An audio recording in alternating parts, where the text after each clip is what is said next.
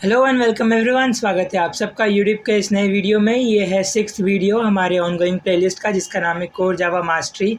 और आज की इस वीडियो में हम समझेंगे एनकोडिंग सिस्टम्स के बारे में। आप चाहे जावा पढ़ रहे हो, सी प्लस प्लस पढ़ रहे हो या कोई भी लैंग्वेज पढ़ रहे हो, आपको ये टॉपिक समझना बहुत ज़्यादा इंपॉर्टेंट है। क्योंकि अगर आप एक बार ये टॉपिक समझ गए तो आपको ये समझ में आ जाएगा कि कंपाइलर कैसे प्रोग्राम को कंपाइल करता है और आपका मशीन कैसे प्रोग्राम को बेसिकली चला रहा होता है बैकएंड में। तो ये छोटा सा वीडियो होगा, बहुत ज़्यादा लंबा नहीं होगा, बिल्कुल छोटा सा टॉपिक है। आपको बहुत चीज़ें याद रखने की ज़रूरत नहीं है, बस एक बार एक कॉन्सेप्ट है, आप उसको सुन लीजिए, समझ लीजिए, उसके आगे इसकी कोई ज़रूरत नहीं है। ठीक है, तो चलिए शुरू करते हैं। तो सबसे पहले एनकोडिंग सिस्टम हम समझते हैं कि होता है क्या। देखिए, इसके दो टाइप्स नहीं है, मतलब दो वर्जन्स है, आस्काई और यूनिकोड। उन दोनों को समझने से पहले हम बस इतना समझेंगे कि एनकोडिंग सिस्टम्स क्या होता है। तो यार देखो, ऐसा होता है ना कि मतलब समझो कि तुम्हारा एक कोई प्रोग्रामिंग लैंग्वेज है, सोचो तुम्हारे पास जावा है, ठीक है। तो जब जावा क्या होता है, जब जावा का कंपाइलर जब तुम्हारे प्रोग्राम को कंपाइल कर रहा होता है, तो वो कैसे कंपाइल करेगा, हमें ये समझना पड़ेगा, ठीक है ना। देखो, जो मशीन है, आपको ये तो पता होगा कि मशीन ह्यूमंस की भाषा तो नहीं समझता है, वो बाइनरी में समझता है जो भी कुछ होता है, 0 1 0 1 1 0। मतलब मशीन जो भी होता है, हमारा कंप्यूटर लैपटॉप, वो 1 0 की भाषा में ही समझता है, इंग्लिश हिंदी नहीं समझता है, राइट। तो जावा का जो कंपाइलर है, तो हमें सबसे पहले क्या करना पड़ेगा, हम जो कोड लिख रहे हैं, कोड तो हम इंग्लिश में लिख रहे हैं, उस कोड को हम 1 0 में कन्वर्ट करना पड़ेगा, राइट। और ये हमारा काम नहीं होता है 1 0 में कन्वर्ट करना, ये किसका काम होता है, मैं अब आपको बताता हूँ। तो हमने जो कोड लिखा है इंग्लिश में, तो वो कोड को क्या करता है, जावा कंपाइलर क्या करता है, उसको एनकोडिंग मतलब उसको एनकोड कर देता है, ठीक है। हर एक चीज़ के लिए, हर एक सिंबल, हर एक लेटर जो भी हम लिख रहे होते हैं, हर एक चीज़ के लिए जावा के पास एक नंबर फिक्स्ड होता है, ठीक है।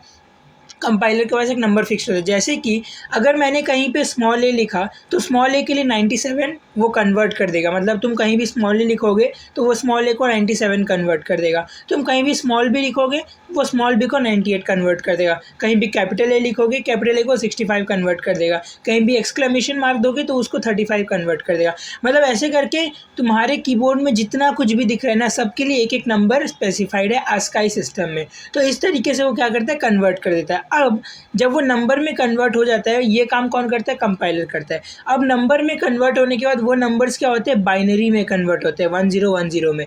तो एक बार नंबर में कन्वर्ट हो गया, मतलब यहाँ पे 2 स्टेप प्रोसेस है। आपने कोड लिखा इंग्लिश में, वो वाले क्या होंगे, ऐसे नंबर्स में कन्वर्ट होंगे। फिर ये जो नंबर है वो बाइनरी में कन्वर्ट होंगे, उसके बाद वो जाके कंप्यूटर को समझ में आएगा कि आपने क्या लिखा है। तो ये होता है पूरा प्रोसेस, ठीक है। तो अब देखो, एनकोडिंग करने का कंपाइलर के पास दो तरीका होता है, या तो आस्काई तरीका या तो यूनिकोड तरीका। आस्काई थोड़ा पुराना है और यूनिकोड थोड़ा नया है। इन दोनों में बहुत एक मेजर डिफरेंस है, हम समझेंगे कि इन मेजर डिफरेंस क्या है और इसका क्या इंपॉर्टेंस है, ठीक है।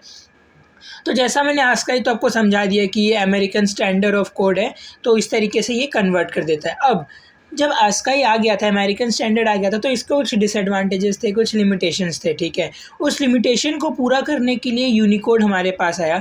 और हम सबसे पहले समझेंगे कि आस्काई के लिमिटेशन क्या थे, उसके बाद हम समझेंगे यार कि यार यूनिकोड क्यों आया या यूनिकोड की ज़रूरत हमें क्यों पड़ी, ठीक है ना।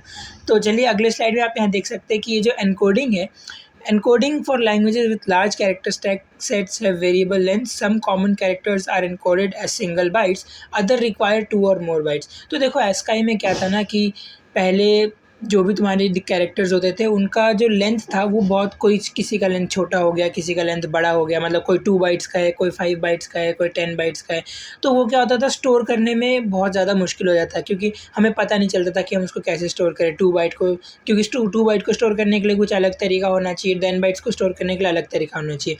तो उसके बाद क्या है, एक यूनिकोड आया है। जैसा कि आप नाम समझ रहे थे कि एक कोड, तो एक कोड का मतलब यहाँ पे देखिए 2 बाइट्स ऑफ जावा। तो जावा में जो भी कैरेक्टर्स होते हैं वो 2 बाइट्स लेते हैं, मतलब यूनिकोड के अकॉर्डिंग वो 2 बाइट्स लेते हैं। तो हम इसके बाद से क्या करने लगे, यूनिकोड का यूज़ करने लगे, और हम आज तक यूनिकोड का यूज़ कर रहे हैं, ठीक है। तो ये था बस हमारे सिंपल 2 एनकोडिंग सिस्टम्स। आपको बस ये समझ जाना है, आपको ये वैल्यूज़ याद नहीं रखना है, इतना आप कुछ कर लेते हो, बस समझना काफ़ी है, ठीक है। तो इस वीडियो के लिए बस इतना ही। अगर वीडियो पसंद आए तो लाइक ज़रूर कर दें।